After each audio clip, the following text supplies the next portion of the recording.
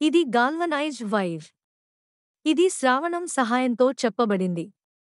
మనం ఏదైనా తోలు బొమ్మను తయారు చేయవలసి వచ్చినప్పుడు ముందుగా దాని ప్రాథమిక నిర్మాణాన్ని రూపొందించాలి. ఈ ప్రాథమిక నిర్మాణం గాల్వనైజ్డ్ వైర్ సహాయంతో తయారు చేయబడింది.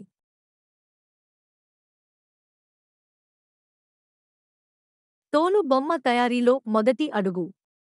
వేదిక ఉంది. మీరు వైర్, చేతులు లేదా శ్రావణం సహాయంతో మీకు కావలసిన ఆకారాన్ని తయారు చేసుకోవాలి.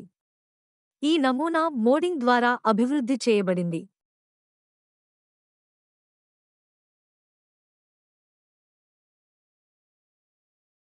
ఇక్కడ కళాకారుడు ఒక జంతువు యొక్క అస్థిపంజరాన్ని సిద్ధం చేస్తున్నాడు. అదే విధంగా వైర్ బెండింగ్ ద్వారా ఈ నిర్మాణం పూర్తిగా సిద్ధంగా ఉంది.